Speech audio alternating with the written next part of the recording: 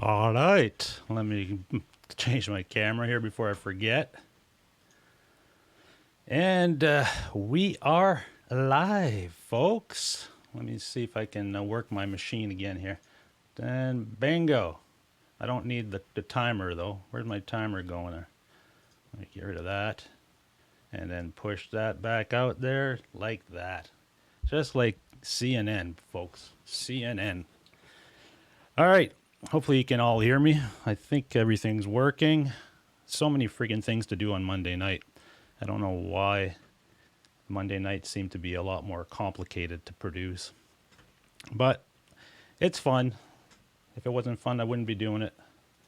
Let me just get some stuff set here so we can start talking.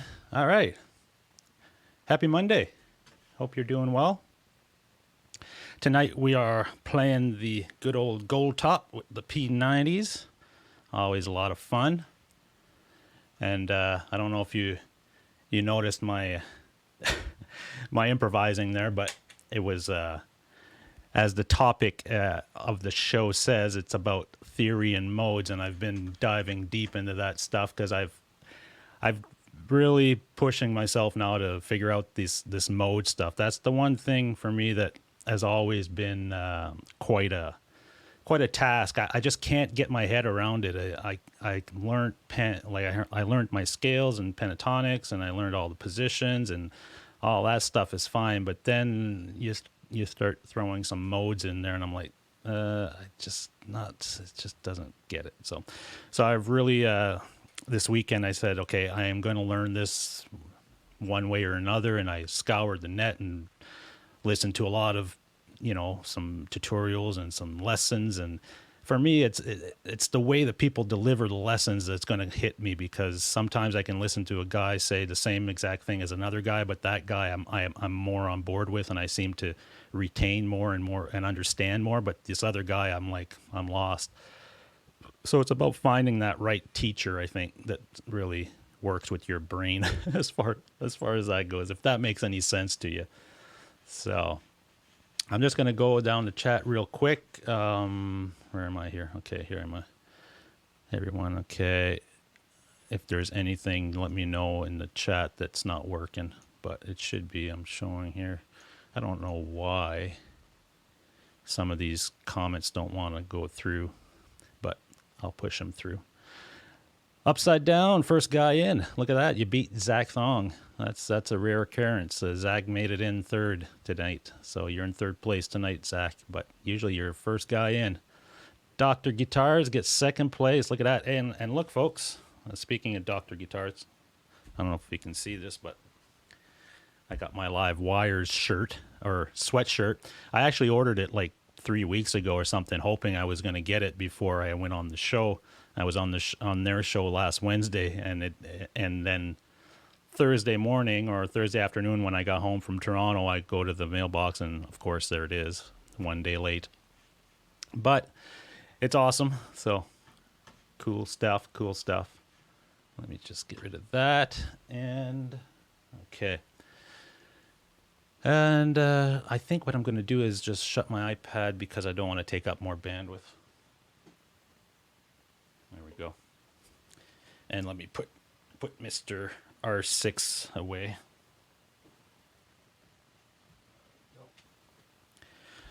All right, now I can get comfortable and concentrate on what the hell I'm supposed to be doing here.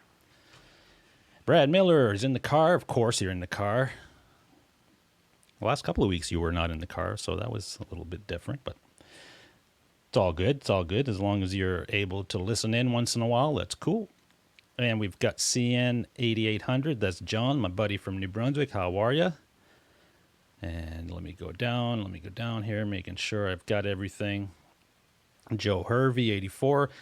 See, Joe, it was kind of metal, not quite as heavy as you like it, but it was at least rock.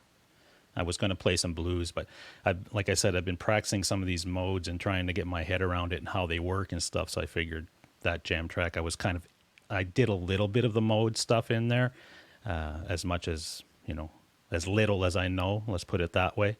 but it's starting. It's starting to get in there. So I think the more that I dive in and I really focus on it, I think it's just going to take that one moment that's going to click. And once that happens, then I'll open up a whole new palette of stuff that I can do and create. So I'm looking forward to that. But it is not easy for me for some reason. Quentin James, how are you? Hope you're doing well. Brian S. There's Brian S. See, you got my shirt, Brian. Alex Radford's in here too. Did I miss him? I think I missed him, but if he is, how are you? And Soda and Milk, how's it going? Oh, there's Alex Radford right there. How are you doing? Fierce Metal Dante. Awesome. Nice to see you. If you're not subscribed, go ahead and hit that subscribe button if you like the stuff. And why is my phone doing that? That's weird. All right, let me put my phone a little further away so it doesn't interfere. Let's see what else we've got in here. Pete Exon's in the house. How are you? Man, we got a full house tonight, folks. I'm just going down. Hopefully I don't miss any of your comments. If I do, just tag me and then I'll get to them. Goldie Toppy, yes. P90 Time, yes, sir. I love that guitar. I do love it. Speaking of those guitars, I've got a video coming out on Thursday morning that's going to feature those my Les Pauls. So keep an eye out for that. It usually comes out around 9 o'clock in the morning or somewhere around there. I've got a video coming out tomorrow as well at 9 o'clock in the morning, and that one's going to be the conclusion of the Sir Telecaster and the new Fender Ultra Telecaster. You guys know I did a kind of comparison video that kind of just went through the features of each guitar. This one is based on the sounds, so I go through each pickup. I do one with the Tele, the Fender, and one with the Sir, and then I go to the middle, whatever position, and I do that for both using clean and distorted sounds. So that'll give you kind of a sense of here's how the new Fender pickups sound compared to what Sir puts in their classic T. And then, they both sound great, but they are different. And I won't spoil it. You guys go check out the video tomorrow when it launches, and you guys can make up your own conclusion on which one you think sounds better and if it's very different, but I'll keep that in suspense. But the video that's coming out on Thursday is all about my Les Pauls, so hope you like that video as well. Dr. Evil, yeah, I know, right? When I got my chair back there, I can look. Here's how that shot looks. See, Dr. Evil. Now you can't tell what I'm doing. All right, go back here. Cool. All right, let me pull this graphic down. We don't need that right now. I changed my little lower third down there. I was trying to come up with some different graphics and things. Just trying to get a little bit nicer looking. I thought my other graphic was okay, but it was too big, the lower third part. So trying some different stuff. So it's all good. And let's see what we've got. I know Brian Stewart should be loving his new guitar. He's got a new Friedman Classic T that is really nice. So definitely check that out if you haven't seen that yet. Okay, Dr. Guitar says, spoiler alert, the easy way to learn modes is learn your triads. The triads of the song tell you the scale. From that you derive. Okay, well now you're one thing at a time, brother. I know all my stuff scale wise. I know my cage system. Triads I kind of dipped in a little bit. I probably forgot some of it. I did like months ago. I went through all the triads and different inversions of all the chords and stuff, but I probably forgot some of it now. But yeah, one thing at a time here.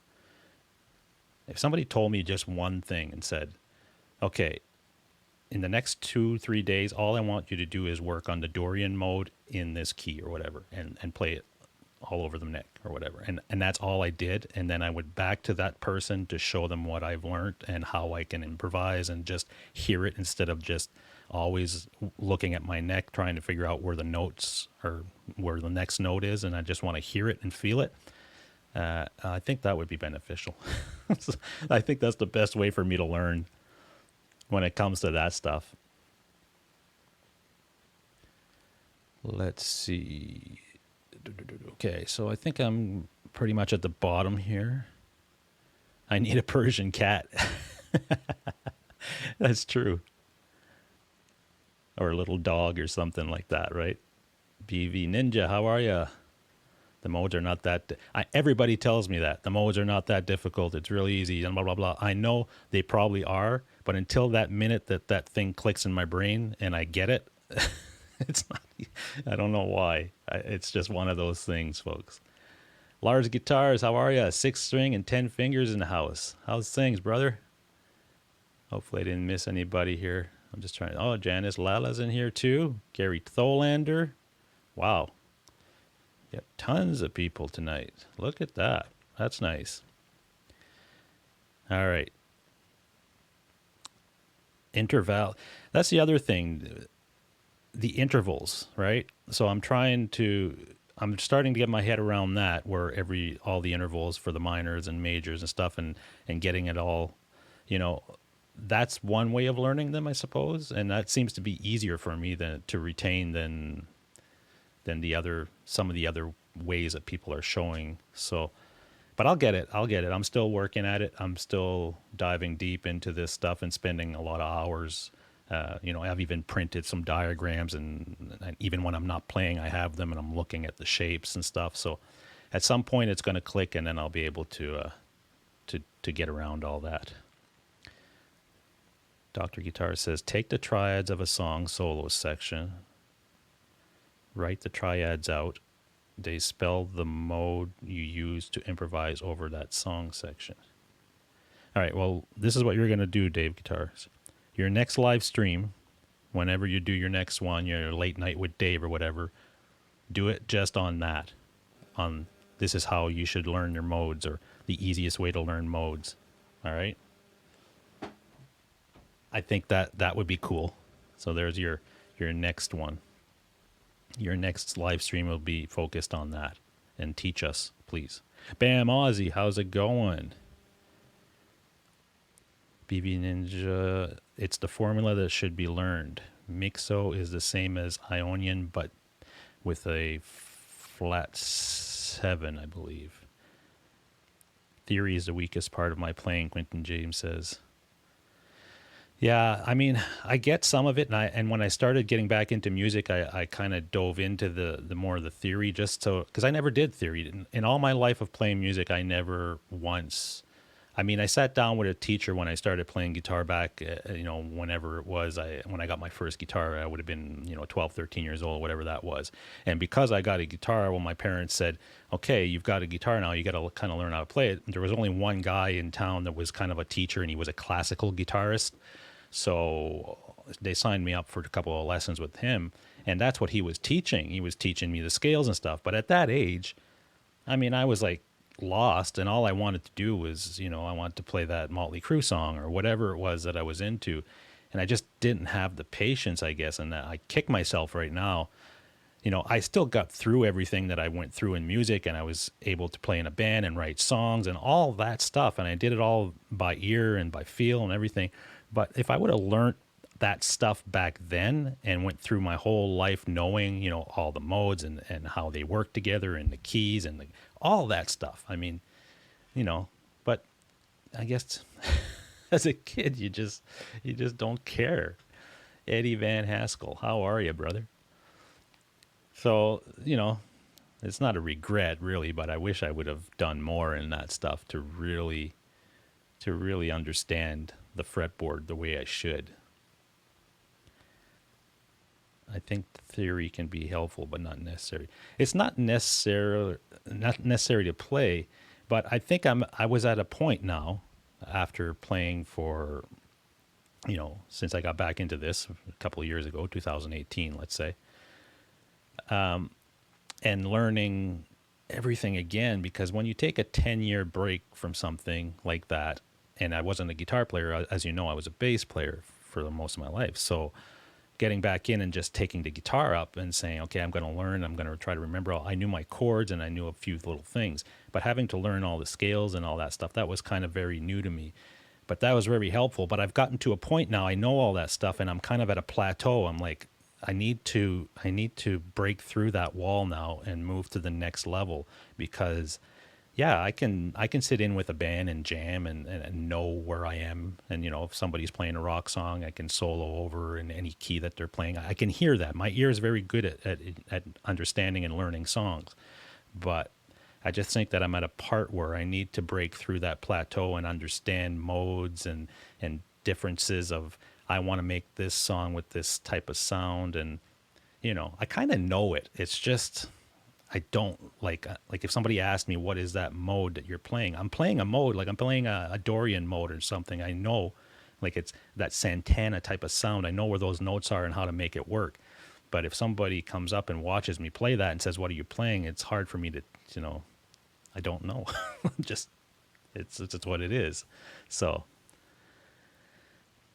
it's just a work in progress, and I guess that's the fun of it, right? It's always something new to learn, and when you kind of learn it and you have that breakthrough moment, it makes it very rewarding, and then you really get inspired to do even more. So I'm hoping I get to that point. Lefty Mike, how are ya? Hope you're doing well. I know we've got okay. I think we've got everybody. What do you guys say we get to some news of the week, and then we'll touch back on this this theory topic as we move on through the show, and I'd love to get your opinions on how you guys have learned some of these things, if you know modes and working with scales, and you might even have a good resource that you can share with us here on a chat, that you might say, check out this site. This guy's really good at teaching this stuff. He does it in very simple terms and breaks it down by step or things like that. So keep that in mind. And as we move through the show here, bring it up. And hopefully you can help me, and maybe we can help each other, and you can help other people that are in the chat that might be, struggling with certain things that I'm struggling with as far as guitar playing. Most people learn modes from the Ionian, but Ionian is basically the major scale, right? That's what it is. But the easiest way to understand them. Yeah. Theory is putting a name to what you already do. Well, that's the other thing, right? Like I said, I know I'm doing some of the stuff that is right as far as theory, but I just don't know what it is. I'm like, I can't explain it to somebody and say, oh, this is this mode of this scale, and it's using, I start on the the third and all that stuff that people kind of explain when they're teaching this stuff. I can't. I just do it. I just hear it. But maybe that's a good thing. I don't know. But we will see as we move forward into our journey of learning. All right, so where the hell am I here? Man, I have lost that. Oh, I know where I am. Okay, sorry about that. All right, we're going to get to some news, folks.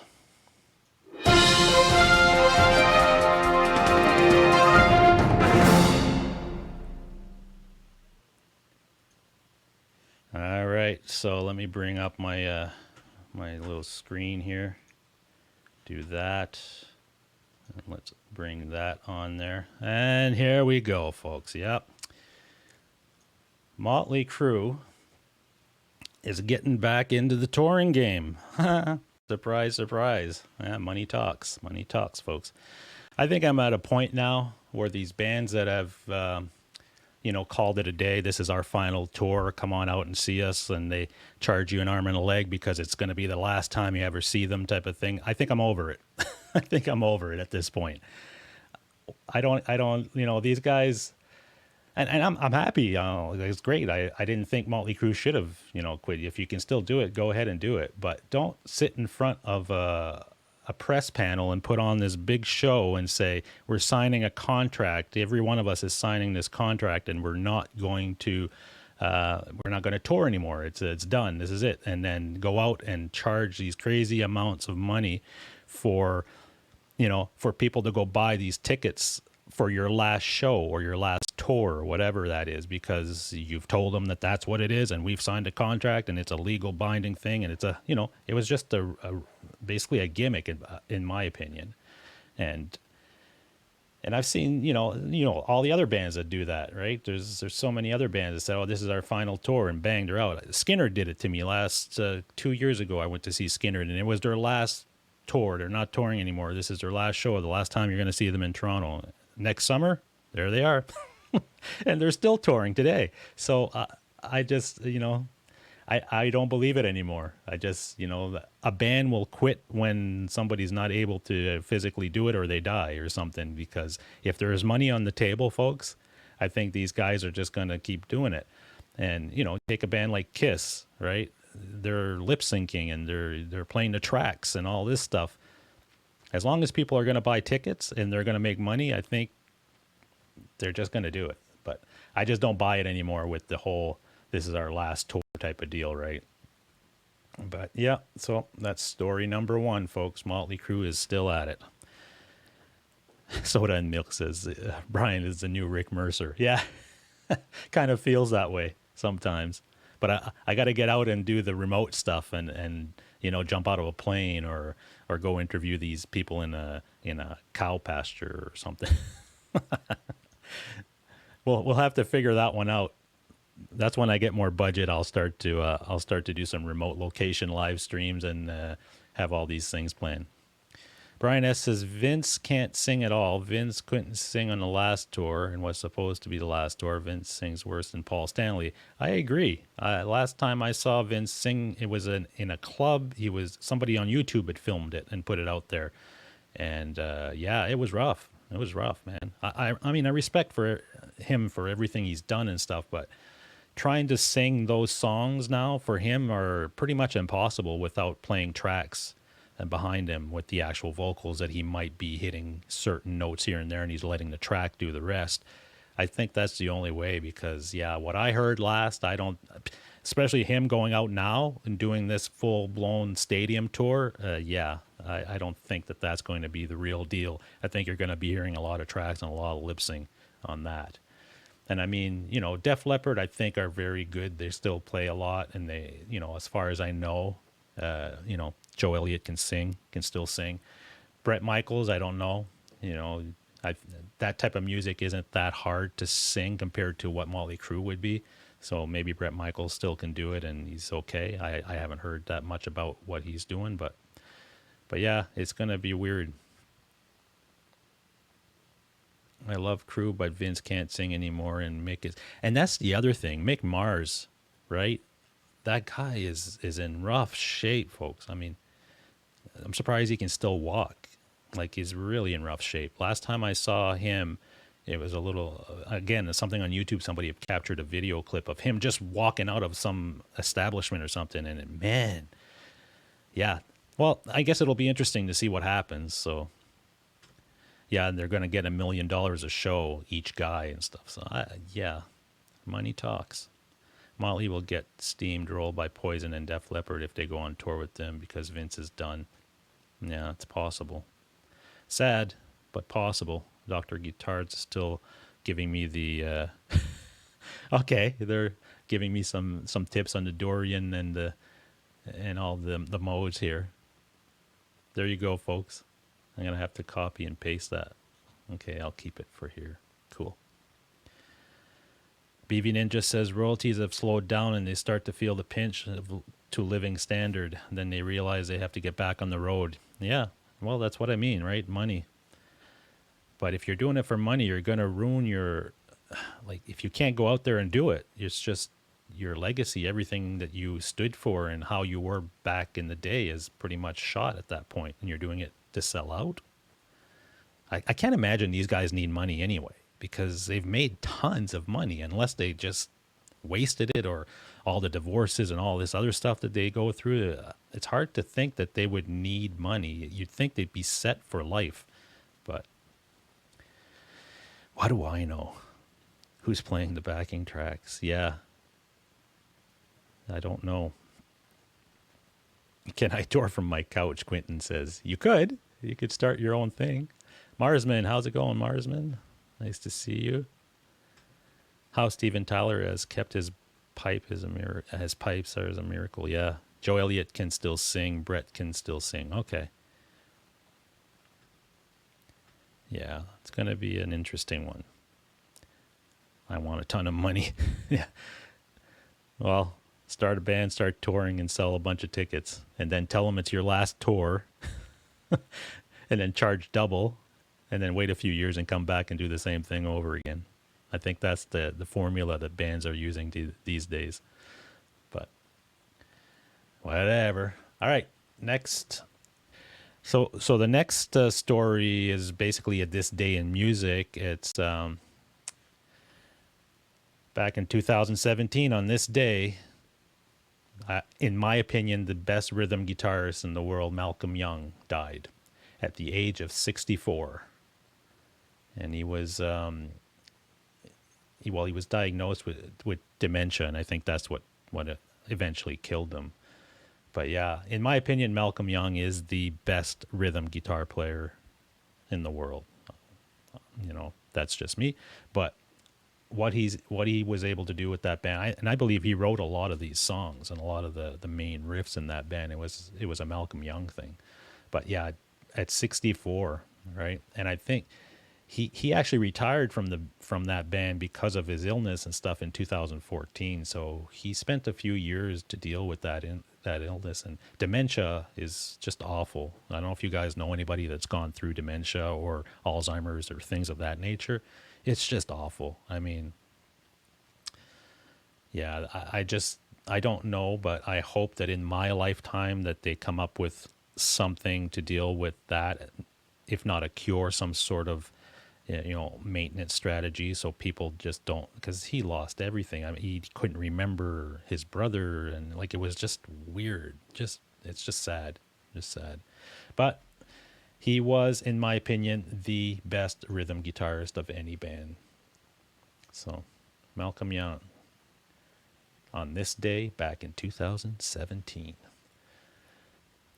Okay, and now that I have this here, I can show you what I've been I've been searching the last couple of weeks. I'm on Reverb, and these are just Les Paul Custom World. Every couple of days, I go in and I start to go through them, and I found some. And Dave Ars sent me a link last week to a 1969 white Les Paul that had, it was refinished and had a couple of little things on it, but it wasn't a great price for it. I just couldn't pull the trigger. I just bought the Fender, and I was like, can't do it.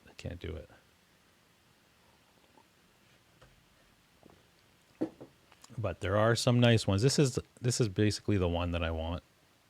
If I can find this exact guitar in decent condition. That's the baby right there. Like, come on, guys. You can't tell me that's not a beautiful guitar. I'm sorry. Oh, here we go, Gibson. Yeah. Well, you can't go through a stream of mine without having... I started the stream playing a Gibson. Now we got to have a look at the... And this is a custom shop one. Brand new, I think. Yeah, it's an awesome looking guitar. Just that white binding on that black is just killer. So that's what I'm on the hunt for right now. Hopefully I find something that's in my price range. So maybe this is a question Dave R's guitar can answer. When they have this Gibson custom, they put it on the headstock or whatever, like that's a custom shop. If you don't see that, I guess it's just a regular custom. And that CS up there, where the serial number, does that mean custom shop, or is that part of the customs serial numbers? That's the other thing. Because sometimes they don't tell you it's a custom shop. They just say Gibson Custom, and they have a price, but they always seem to have this CS on there. So maybe that's what that means. Let's wait for Dave R, if he's still here, to A BV Ninja says, how heavy was that? Well, this one, I believe, I don't know if they put the weight of this one in here. Did they put the weight? It's a neck, hardware, accessories. This is the pickups that Dave R says he's not crazy about, though. And I think all the new custom shops that are Les Paul Customs have these pickups, I believe. So that's something I'm kind of, I'd have to try one. I've never tried the custom shop one. Well, I tried one, but I didn't really pay attention to the pickups that much. I just kind of, I don't even think I plugged it in. I just kind of picked it up and played it. Yeah, it doesn't say the weight. Typically, custom shops are anywhere, if it's this one in particular, the customs anyway, are pretty much around that 9.5. If you buy the real custom, like, 1970s or 60s or whatever, I think you're up in that 10-pound range. Melody Music Store is the one that are selling this. And I believe, if I'm not mistaken, they're in New Jersey. But this is the price Canadian. But it was $6,600 and now it's gone down to $4,800, which is quite a big price drop in my opinion. I mean, it's still expensive, but it's 27% price drop. So I don't know if there's something up with it, or it doesn't. It says it's new, right? Does it say it's new? Let me see here.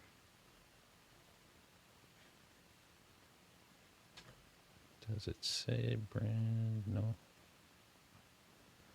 Oh, it's used. There it is. Condition. Excellent. Used. And it's a, what year is that?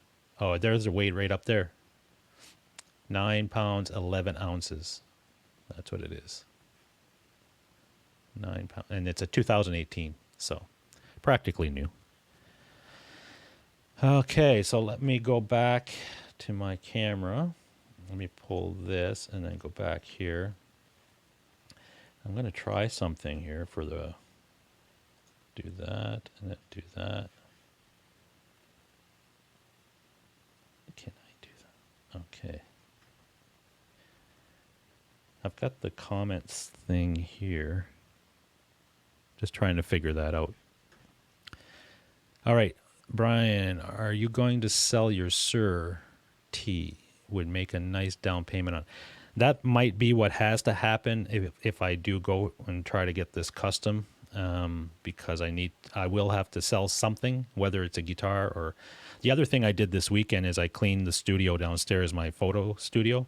I have a lot of stuff that I'm just not using anymore, specifically lighting as far as flashes and things. So if any of you are into photography, hit me up and I can send you a link to the listings of all the stuff that I'm selling regarding photography, because I'm just getting rid of it. So you're getting like top quality strobes and flashes and that type of stuff for, probably a lot, like probably 40% of the price that I paid for them, because I'm just trying to clean out the studio. I don't use the stuff anymore. I have a different lighting system, and the older stuff or whatever I'm just not using. It's fine. It works fine. It's just.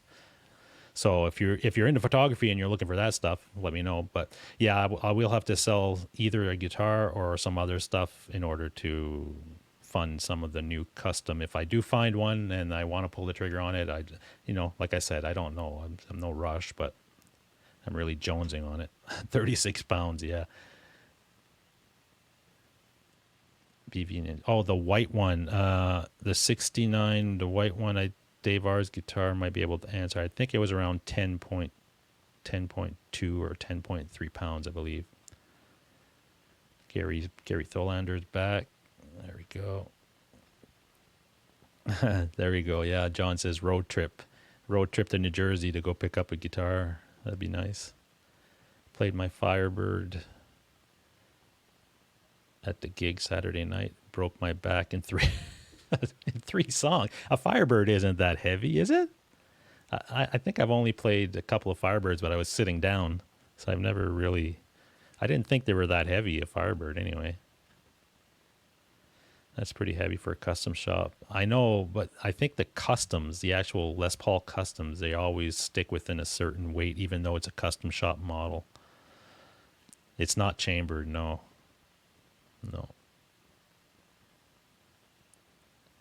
All right. Cool. All right. Let me. There was a few other things. Hold on. Just give me a second here. There was something else I needed to touch on. Oh yeah, Don Cherry. We talked about that last week. He didn't get hired again, so they had Coach's Corner without him this Saturday, and it was basically Ron McLean saying, he's sticking, he's not, he's kind of sticking with what he said initially, that he didn't agree with Don's words, but yeah. So I thought, but I think Don Cherry got another job offer to be on another sports cast or something. He's going to be doing something else for sure, but it's gotten a lot of media attention this week for sure. Really sad that he got fired for that stupidity. It's like, anyway, we talked about that last week, so let's move on to the next stuff. Yeah, I want to try this. Let's see. I'm trying to figure out my chat things. Let's see if that works. Okay, so there's, if I want to bring that up, I'm just trying something, guys. Just so if I do that, there we go. That's kind of cool. I got to adjust the logo a little bit here where the person's logo is. Can I do that on the fly? Let's see. You guys are watching live editing, folks.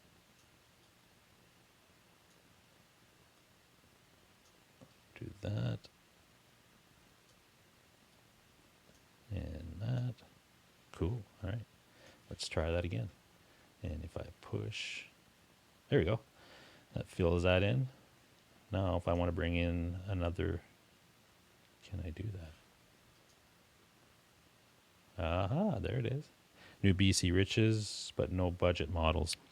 Yeah, I saw that it was Tone King, right? He did his live show with the new owner of BC Rich.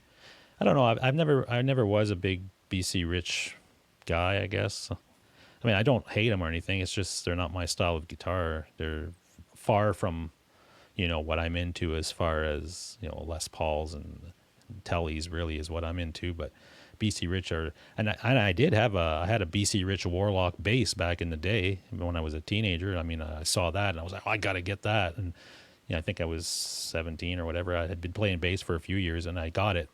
The thing was not that great, to be honest. It was so unbalanced. And it was a cheaper model. It wasn't like the full American one. It was whichever one that they did offshore. And, it was still, I can't remember how much it was back then, but it would have been, 800 or something around there. And I didn't find that they sounded that great either. And I plugged it into a few different amps, Marshalls and Ampeg and things of that nature. And I didn't think they sounded great at all. I had a Fender bass that, it was a jazz bass, like Duff McKagan's, back just before I moved to Toronto. And that thing sounded really good, and it wasn't that expensive. And the BC Rich just never did anything for me. But they, there's people that love those guitars, and I'm sure I'm sure they're great, but they're just not for me. Brian S., you need an Explorer. Yeah, Explorers are cool. BB Mate says, need a longer strap. Must have been 180 pounds when I got it. Okay. Yeah, if you need a really good strap for whatever guitar you're playing, that's for sure. It makes a big difference. Let's say BV Ninja here. BV Ninja, where are you? I got you right here. If I do that. If you wish really to learn modal construction, should buy Rick's book. Yeah, Rick Beato is awesome. It's just, man, for some reason I have a hard time following him sometimes. Like I said in the beginning, the different teaching styles that people have, sometimes they really work well for me, and sometimes they're just like, they lose me really quick, and I zone out because I'm just not engaged anymore. Not that he's not good. He's awesome at what he does, and he's knowledge is off the charts. It's just that the delivery of how they're teaching sometimes makes a huge difference to me.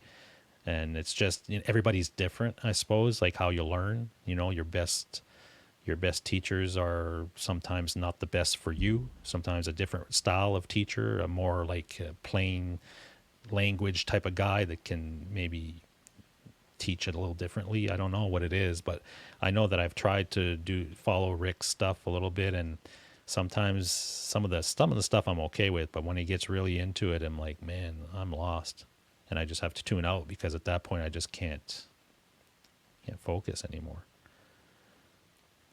Let's see what Joe Hervey says here.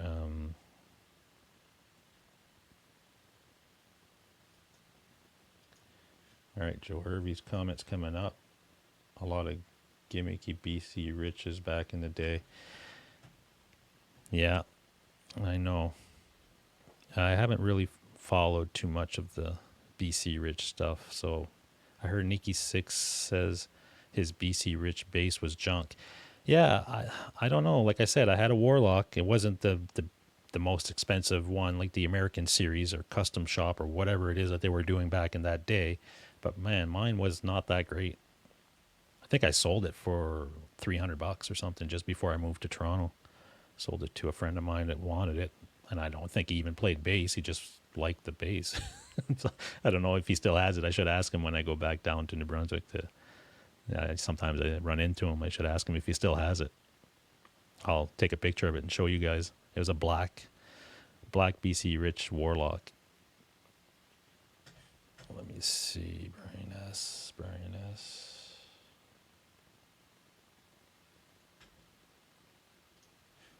I'm just trying this new showing the comments on the screen here. Finally gotten some stuff to work. Hey, Guitar Hack, what's going on, brother?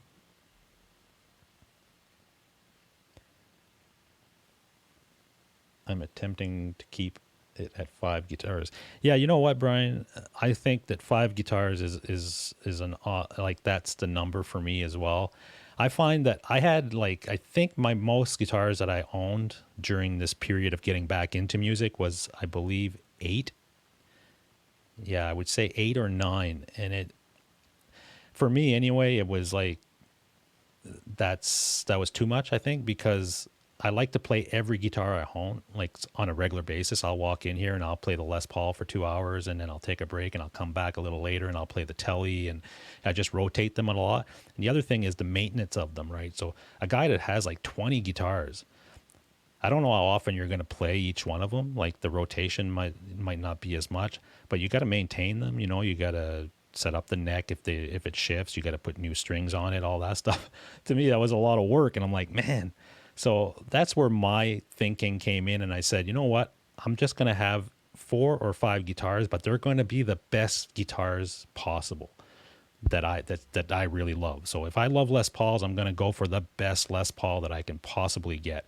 And that means selling 2-3 guitars to get the R9. That's what I did, and that's the R9, and that's my Les Paul, and I love it, and that's what it is. The R6, same type of deal. I knew I wanted it, so I kind of looked around and had to sell some stuff and do some things.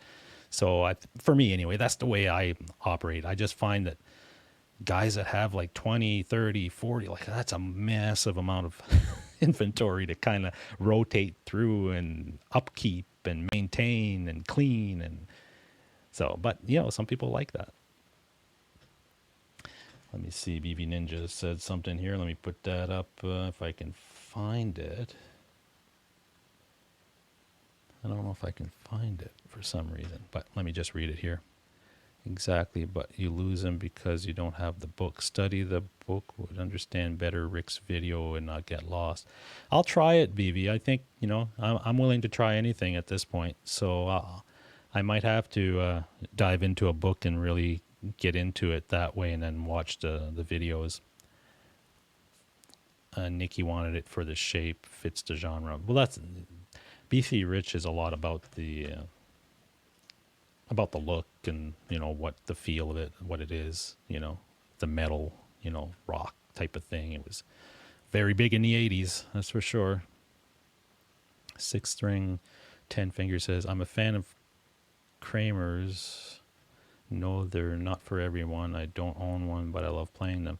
Yeah, I didn't really play that much for Kramer's. When we went to NAMM in the summer, they were there, and I picked up a few of them, but I didn't really play them that much. Again, not that they're bad guitars or there's anything wrong with them. They're just, I tend to stick with the styles that I like, which are very limited, as far as that goes. So the shredder type of guitars, Kramers and Jacksons and Charvels and all that stuff, I like them for what they are. But again, if I'm going to spend any money on a guitar, it's going to be something like that I really bond with. And like Les Pauls obviously are that key for me anyway.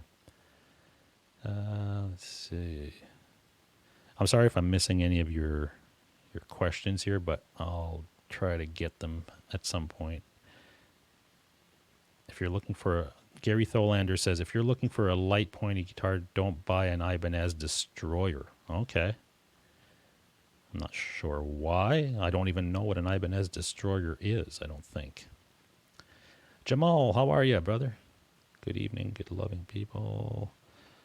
Brian S. says, 2 Les Pauls, 1 in alternate tuning, the PRS C in standard with a trem, the Cali tuned down, full step with the Floyd, and a vintage T with P90s. I'm set. Yeah, I guess you're set. You're more than set, brother. That collection, you can't go wrong with that. That's for sure. BB Ninja says, good, you did not buy the white 69 at 10 plus. After a bit of time, you would have sold it.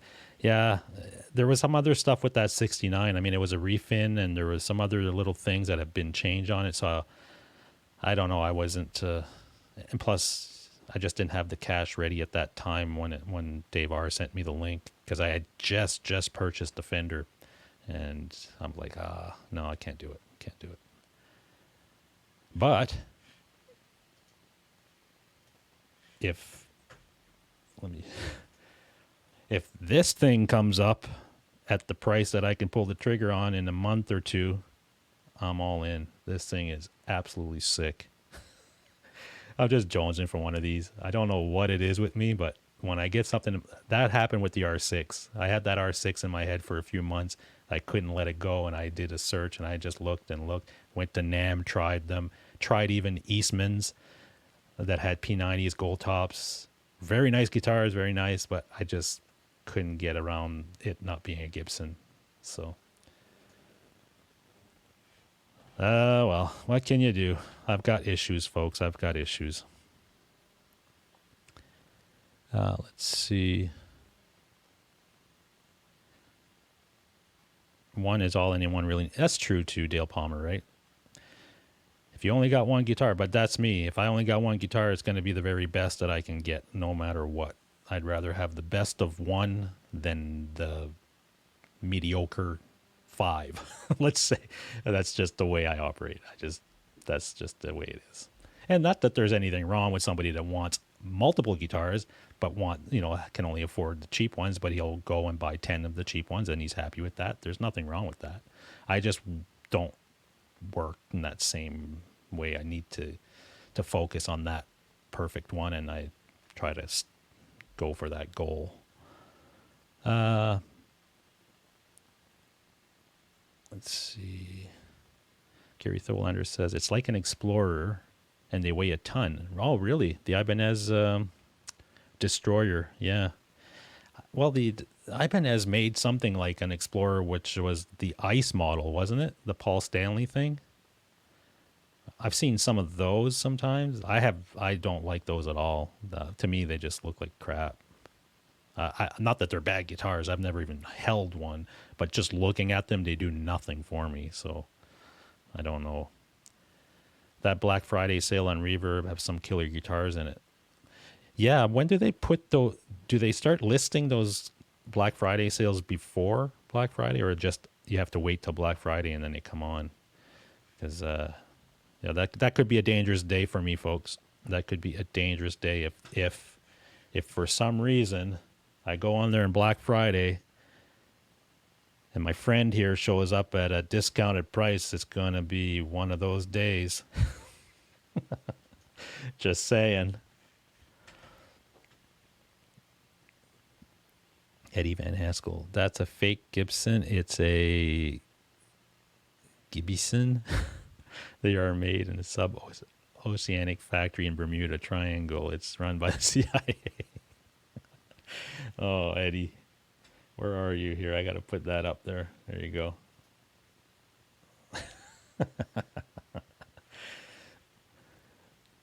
Take Eddie's word. I think he's got an in somewhere, so he knows what's going on.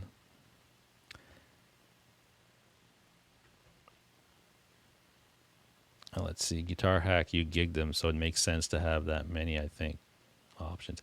Yeah, I mean, depends what you do, too, and maybe you need a bunch of guitars. Even when I gigged as a bass player, people thought I had way more basses, because sometimes a bass player can get away with one bass, two basses, but I would always have 3 or 4 on stage. And but I had like 2 5-strings, I had 2 4-strings, and and at one point I had 3 5-strings. But sometimes I had different tunings, and and believe it or not, I did break strings on basses. People don't believe that, but I don't break strings on my guitars, but on basses, I was so aggressive on those things, and the type of music we were playing, especially as a kid, man, I remember growing up that I would break strings, like the A string and a D string on a bass a lot. So I don't know, either I was crazy aggressive on it, or I wasn't doing something right, because it's to me that just doesn't sound normal today when I think about that. Destroyer is a copy of an Explorer. Okay, that's my argument to Guitar Hack. Yeah, like I said, there's nothing wrong with owning a bunch of guitars if that's what you like, and you'd rather have 10 guitars rather than the one super expensive or whatever. That's, whatever floats your boat. Iceman has massive bodies. I don't think I've ever tried an Iceman, and that's the Paul Stanley one, and I just don't like it. I just never liked that guitar. When I watched Kiss as a kid, I was always gravitating to Ace and his Les Pauls.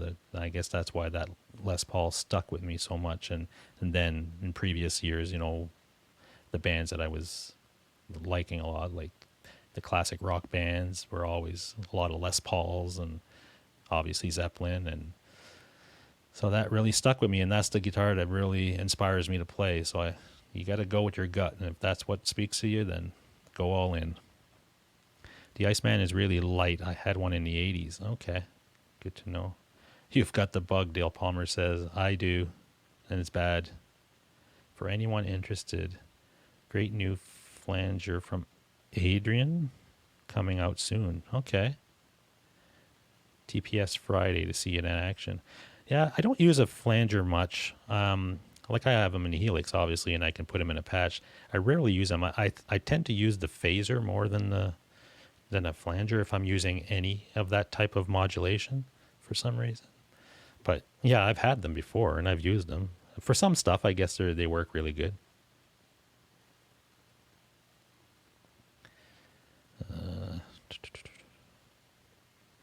Gary Tholen. Oh, Guitar Axe saying that I had the Washburn version and found it big, but yeah, GP is big too. Washburn, yeah, it's light. Okay. I think the Fireman looks a little better. It's an upside down Iceman. Oh, okay.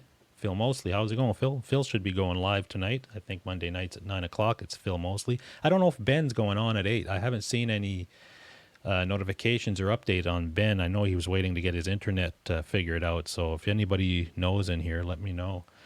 But we're getting close to that top of the hour anyway. And but I'm not sure if Ben's going on. I think Phil is definitely going on at 9. Pretty much sure of that.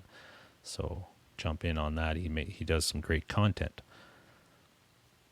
Unless you get mirrored one that's heavy. Yeah, the mirrors must make that thing super heavy. Kiss are a really cool bunch of mimes. Oh, poor Kiss. They always get it. All right, Joe Hervey, take care. Thanks for hanging out with us. It's always fun to have you in here. rib you a little bit.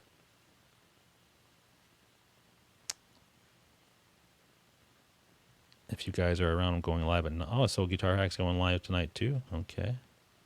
Can't do the Thursday show. Guitar Hack can't do. Oh yeah, I think you're playing at that. You playing that Facebook gig or something? I think that's what you mentioned at some other stream that I saw. Guitar Hack on Thursday, I believe, is doing a. Again, correct me if I'm wrong, Guitar Hack in the chat. I think you're doing some sort of stream at playing live or something with Facebook. Phil Mosley, yep. That's just, okay, cool. Cool. Phil's going on tonight. Cool. So I guess this week. So again, I've got a video coming out tomorrow that's going to have the Sir Telecaster and the Fender Telecaster up against each other. This is the tone version, so you're actually going to hear pickups. So play a little bit of the Tele, play a little bit of the Sir, same pickups, same patch that I'm using on the Helix for both. We'll go clean, we'll go distortion, so you'll really hear this is how this one sounds, that's that one. So that'll conclude my comparison of those two guitars, which I find are very similar as far as build quality and some of that stuff. So check that out. Thursday morning, I've got a video coming out that's all about my Les Pauls. So if you're into Les Pauls, you're probably going to like that one. So check that out as well. And Live Wires says Glenn from Guitar Bazaar on Wednesday. Cool. Definitely check out Live Wires, 9 o'clock Eastern. They have an awesome show. I was on their show last Wednesday, had a blast. So check that out if you can. And that's good. That's good there. I want to thank you guys very much for joining me. It looks like Ben is going on. I can see a notification come up now. So definitely jump in, check him out. Hopefully he's got his internet figured all out. You know how that goes. I got shit internet, but we make it work, folks. We make it work. As long as we're live and we're doing something fun and hanging out, that's what it's all about. So thanks for joining me. We've got a couple of videos coming out this week. Check them out tomorrow morning and Thursday morning. And then I've got next Monday, 7 o'clock, regular time. Hope to see you guys here. And the saga or the search for that Gibson Les Paul custom black with white binding is still going. Wish me luck. You never know. It might happen. We'll keep our fingers, keep positive thoughts for me, and maybe that'll happen. And I'll try to, I might go live again this week in the afternoons like I do sometimes, these like last minute things, but you'll get a notification if you're subscribed. If you're not subscribed, hit that subscribe button. Get in on the fun. Ben is on at the usual time tonight. Awesome. All right, folks, have a great week. And don't forget, get out there, play some guitar. And life is short, so don't waste it. All right? Take care, folks.